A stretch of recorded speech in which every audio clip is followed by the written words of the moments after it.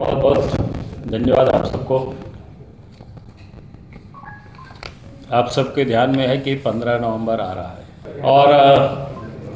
15 नवंबर ऐतिहासिक दिन है। झारखंड के लिए नहीं बल्कि संपूर्ण देश के लिए वो ऐतिहासिक दिन है। वो इस कारण से है कि 15 नवंबर को भगवान बिरसा मुंडा जी की जन्म जयंती है और संयोग कहिए कि इस वर्ष वो 150वीं वर्षगांठ 150वें वर्ष मनाया जा रहा है।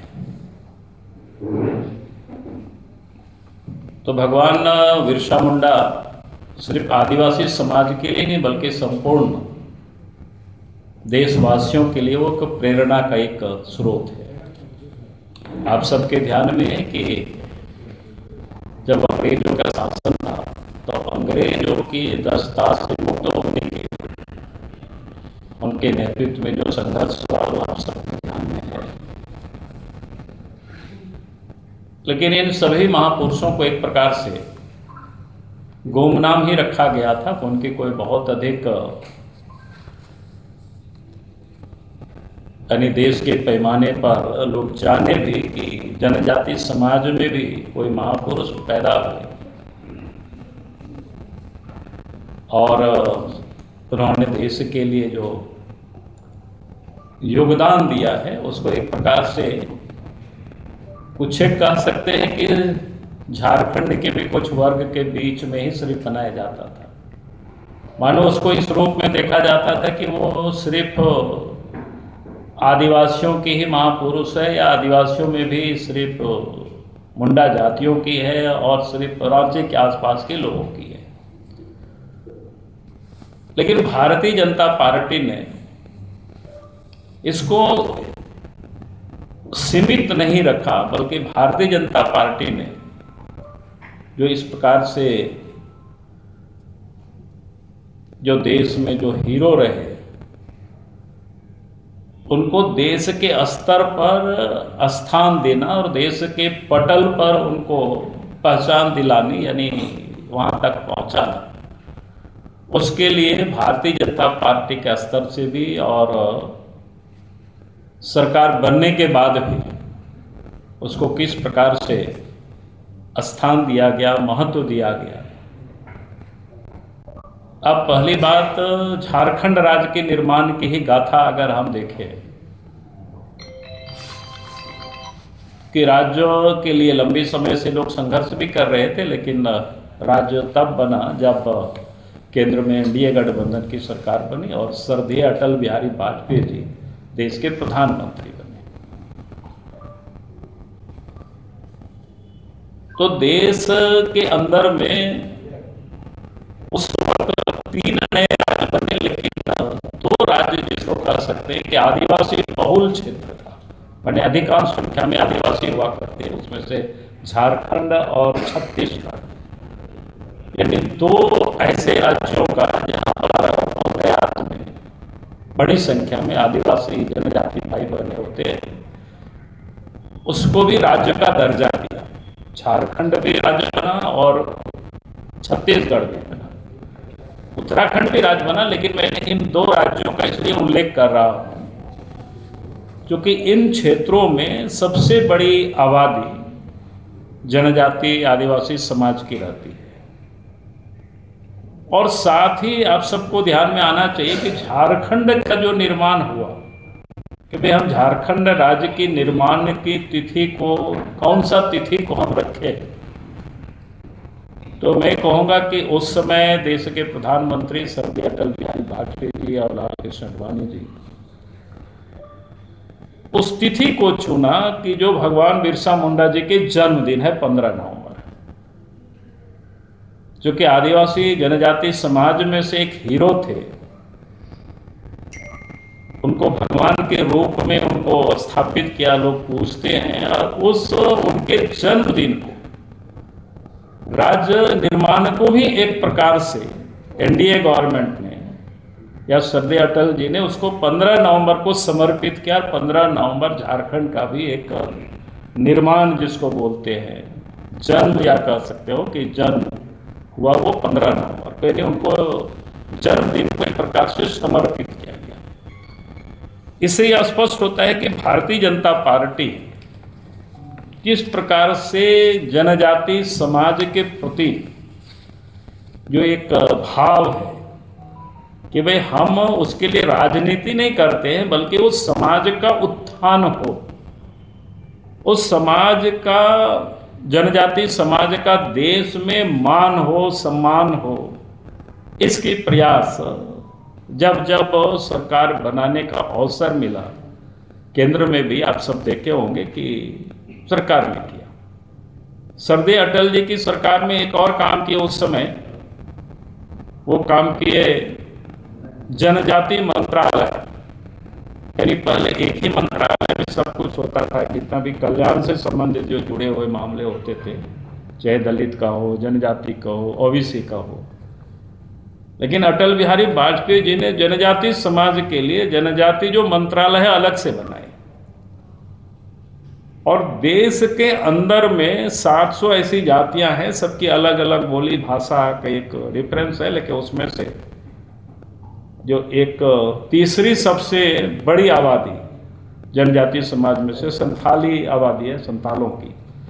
तो संथाल जनजाति भाषा को भारत के संविधान के 8वीं अनुसूची में भी शामिल किया गया। तो ये आप सोच सकते हो। और इसके बाद देश के प्रधानमंत्री जब नरेंद्र मोदी जी थे, तो आप सबने देखा कि पिछले दिनों पहले तो श्रीमती द्रौपदी मुर्मू, जहां झारखंड प्रदेश में राज्यपाल हुआ करती थी, और आज देश के सर्वोच्च पद पर, यानी देश के राष्ट्रपति के उस पद तक पहुंचाया, तो ये भी एक जनजाति समाज से, संथाली समाज से श्रीमती द्रौपदी मुर्मू आती है, तो उनको भी वहां पदस्थापित किया। यानी एक कितना बड़ा मान और सम्मान लगातार। और उसके बाद अगर आप देखें, आज उड़ीसा में मुख्यमंत्री है मोहन चरण मांझी, वो भी ट्राइबल है और संथाली समाज से आते हैं। दूसरा जो छत्तीसगढ़ की, जिसकी मैंने पहले उल्लेख किया, छत्तीसगढ़ में आज जब भारतीय जनता पार्टी की सरकार बनी अभी, तो वहाँ भी ट्राइबल मुख्यमंत्री है विष्णुदेव साय जी। तो इस प्रकार से आप देखेंगे कि हम आदिवासी समाज के लिए सिर्फ हम राजनीति नहीं करते कि उनका सम्मान कैसे बढ़े, उनका मान कैसे बढ़े, वो ऐसे कैसे प्रगति करे। उसमें कहीं भी भारतीय जनता पार्टी की सरकार में, चाहे अटल बिहारी वाजपेयी जी की सरकार हो या नरेंद्र मोदी जी की सरकार हो, कभी भी उनको यूं ही नहीं छोड़ा गया, बल्कि उसको मान और सम्मान को देने का काम किया। और देश के प्रधानमंत्री नरेंद्र मोदी जी ने इससे बड़ा काम किया 2021 से। वो काम क्या किया, जनजाति गौरव दिवस के रूप में 15, तो झारखंड ही नहीं बल्कि संपूर्ण देश में यह मनाया जाता है। यानी हमारे जो एक प्रकार से, जैसे मैंने पहले कहा कि जनजाति समाज में ऐसे बहुत सारे महापुरुष पैदा हुए हैं, लेकिन एक को प्रतीक मान करके कि हम उन महापुरुषों को हम सम्मान करें,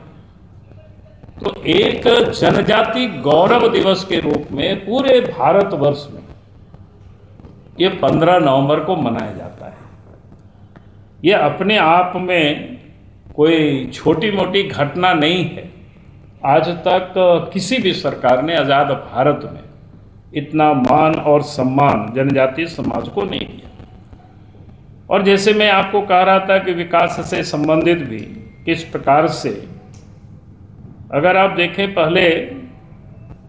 एकलव्य विद्यालय जो जहाँ पर ट्राइबल बच्चे पढ़ते हैं, तो 2014 के पहले पूरा देश में मात्र कितना था, 123 विद्यालय हुआ करते थे। आज 715 एकलव्य विद्यालय है, जिसमें से 426 विद्यालय इस समय रनिंग में है और बाकी जो शेष है वो निर्माणाधीन है। आप सोच सकते हो, यानी छलांग भी कितना लगाया गया, इससे आप समझ सकते हो। यानी उसको आप गुना कर लीजिए, 100 से लेकर के 700 जहां पहुंचता है, यानी 6 गुना से भी कहीं अधिक की छलांग लगाई गई। तो ये अपने आप में बहुत बड़ा है। और उस समय जो स्कूल के लिए जो बजट होते थे एक स्कूल को बनाने में 12 करोड़, तो आज 38 करोड़ में बन रहे हैं। और उस समय जो एकलव्य विद्यालय में जो खर्च होते थे 278 करोड़ रुपया, आज 6,390 करोड़ रुपया खर्च हो रहे। यानी भारत सरकार की योजना है कि भाई जिस प्रकार से नवोदय विद्यालय चलता है, यानी उस स्टैंडर्ड का एकलव्य विद्यालय भी हो, ताकि वहां भी बच्चे पढ़ लिख करके अच्छे इंसान बने, अच्छे स्किल्ड को प्राप्त करें आगे चल करके। तो किस प्रकार से पहले मात्र कितना बच्चे पढ़ते थे कि 2014 के पहले 35,000 बच्चे मात्र पढ़ा करते थे एकलव्य विद्यालय में, और आज के तारीख में 1,32,000 बच्चे एकलव्य विद्यालय में, यानी ट्राइबल बच्चे पढ़ रहे हैं। उसी प्रकार से यहाँ आए थे 15 नवंबर को 2023 में प्रधानमंत्री जी। तो प्रधानमंत्री जनधन योजना खूंटी से ही उन्होंने घोषणा की, शुरुआत की है, ताकि ये जो पीएम आदर्श ग्राम विकास योजना के तहत जो छोटे छोटे जैसे जातियां ट्राइबल में भी कई जो प्रिमिटिव जिसको बोलते हैं, यहाँ पर सुदूर जंगलों में रहते हैं, उनके यहाँ तक आने जाने की सुविधा, उनको नहीं घर नहीं है, उनके पास पीने की पानी नहीं है, ऐसे जो बुनियादी सुविधाएं उनके पास बिल्कुल अभाव का है। इस योजना के तहत इस देश की भारत सरकार ने यानी पहले 4,000 करोड़ रुपया था, अब उसको 15,000 करोड़ रुपया से भी विभाग में बढ़ा करके, जो पहले पूरे कालखंड में जो 24,000 करोड़ रुपया का था, अब 1,24,000 करोड़ रुपया तक के किए गए जो ट्राइबल मिनिस्ट्री में, ताकि हम उन सुदूर क्षेत्रों में लोग रहते हैं तो वहां भी विकास का काम पहुंच सके। और ये बात मैं इसलिए कह रहा हूं कि आज आप देखते होंगे जो राजनीति, उन लोग तो समझता है कि इनको हम उत्थान करेंगे, इनके विकास करेंगे, इनके पास हम सड़क बनाएंगे, इनके लिए हम बिजली पहुंचा देंगे, तो ये हमें वोट देंगे। लेकिन आप उन प्रिमिटिव ट्राइब्स का तो आप जानते हो, झारखंड में भी कितनी आबादी है उनकी, मुश्किल से हम समझते हैं 3-1 लाख आबादी होगी, 2 लाख करीब आबादी है पहाड़िया जनजाति को, और बाकी सब मिला जुला करके, हमने राउंड फिगर में बात कर रहा हूँ, हो सके उससे भी कम। तो उनके वोटर के नाते कोई मजबूत नहीं होते हैं, ताकतवर नहीं होते, तो लोग देखते भी नहीं है। और इसलिए आप सबको ध्यान में दिलाते हैं, जब बीजेपी की सरकार थी तो प्रिमिटिव ट्राइब्स का एक बटालियन भी यहाँ झारखंड सरकार ने बनाया, रघुवर दास जी जब मुख्यमंत्री थे, और उसमें से आज हजारे करीब बच्चे क्या कहते हैं, उसमें से बटालियन में, पुलिस में आप जॉब, यानी आप 700-800 परिवारों के घर के बच्चों को अगर जॉब मिला तो एक बड़ी बात है। हम राजनीति सिर्फ वोट के कारण नहीं करते, हम राजनीति करते समाज का उत्थान कैसे हो, और समाज के जो अंतिम पायदान पर भी जो व्यक्ति खड़े हैं, जो पड़े हुए हैं, वो भी कैसे खड़े हो सके, कैसे चल सके, कैसे दौड़ सके। ये भारतीय जनता पार्टी के और नरेंद्र मोदी जी की सरकार इस काम को लगातार कर रही है। और आप सबको एक जानकारी और है, बताना चाहूँगा कि जो कई एक वीर हुए हैं जो युद्ध काल में लोग शहीद हुए, लेकिन उनके नामों से या जिन लोगों ने ख्याति प्राप्त की, लेकिन सिर्फ हम उनको जानते थे, जैसे अलवा टेका इस झारखंड की धरती गुमला से, आज उनके नाम से जब कई द्वीपों के, अंडमान निकोबार द्वीप में, द्वीप समूह में कई द्वीपों का नामांकन हुआ, तो उससे एक द्वीप अल्बर्ट एक्का के नाम से भी नामांकन किया गया। यानी आज एनडीए गठबंधन की और मोदी जी की सरकार ने देश में इस प्रकार की लोगों को सम्मानित करना, उनको स्थान देना, उसके बाद भी आप सबने देखा होगा कई एक पद्म पुरस्कार से जो पद्मश्री, पद्म पुरस्कार, विभूषण से जो सम्मानित किया गया, तो कई एक ट्राइबल्स जो भिन्न भिन्न क्षेत्रों में जिनका योगदान रहा है, वो कभी सपना में भी नहीं सोच सकता था कि वे उनके बारे में उनको पद्म भूषण से या पद्मश्री से उनको सम्मानित किया जाएगा। झारखंड के भी आप सब लोग कई लोगों को जानते हैं। तो इन सबको सम्मानित किया गया ताकि वो भी हौसला के साथ उस समाज के लोग भी जो उनका योगदान है समाज में, उनको स्थान देना, उनको सम्मानित करना, ये देश के प्रधानमंत्री नरेंद्र मोदी जी की दूरदृष्टि, ये सोच है। और इसी सोच के तहत ये 15 नवंबर को जनजाति गौरव दिवस पूरे भारतवर्ष में मनाया जा रहा है। झारखंड में भी 15 तारीख को रांची में भी कार्यक्रम होगा, रांची के शहर में भी,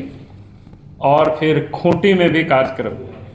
उस दिन स्थापना दिवस है, सरकारी प्रोग्राम भी होता है, लेकिन पार्टी के ओर से भी खूंटी में एक बड़ा कार्यक्रम हम लोग उस दिन आयोजित कर रहे हैं। और रांची में भी, रांची में आपका क्या बोलते हैं इसको, संग्रहालय, पुराना जेल जहाँ संग्रहालय है, वहाँ से शोभा यात्रा निकलेगी और डिस्टिलरी तक जहाँ पर उनका समाधि स्थल है भगवान बिरसा मुंडा जी का। और खूंटी में भी बड़ा रैली होगी 15 तारीख को। नहीं, ओली हाथू में वहाँ सिर्फ पुष्पांजलि होगी, लेकिन खूंटी में एक बड़ा कार्यक्रम होगा पार्टी का, पार्टी की ओर से। और शेष झारखंड के अन्य जिलों में भी कार्यक्रम अलग अलग जाकर के इस नवंबर में इस कार्यक्रम को हम सब लोग सभी जगहों पर करेंगे, ताकि ये जो आदिवासी महापुरुष हुआ करते, उसके साथ कई कार्यक्रम को हम सब लोगों ने रखा है साथ में, क्योंकि महापुरुषों का जितनी भी प्रतिमाएं होती है तो आप देखते हैं कि लवारिस की तरह रहता है। तो पार्टी की ओर से यह सब जगह निर्देशित है कि भाई 13-14 को उसका साफ सुथरा करके वहाँ दीप जलाना, और फिर 15 नवंबर को उन महापुरुषों पर माल्यार्पण भी करना। ऐसा नहीं कि भगवान बिरसा मुंडा जी का जन्मदिन है और उसको हमने जनजाति गौरव दिवस कहा है, तो जनजाति समाज के भी और भी जो महापुरुष है, और उसके साथ साथ बाकी भी जो महापुरुष है जिनकी भी जहाँ कहीं प्रतिमा लगी है, तो हम उन सारे प्रतिमाओं पर भी उस क्षेत्र के जो कार्यकर्ता होते हैं उसको माल्यार्पण करेंगे। तो इस प्रकार की ये कार्यक्रमों का एक लंबी श्रृंखला है, तो मुझे लगा कि आप सब लोगों के साथ हम शेयर करें, जो कि बड़ा ऐतिहासिक कदम है जनजाति गौरव दिवस मनाना।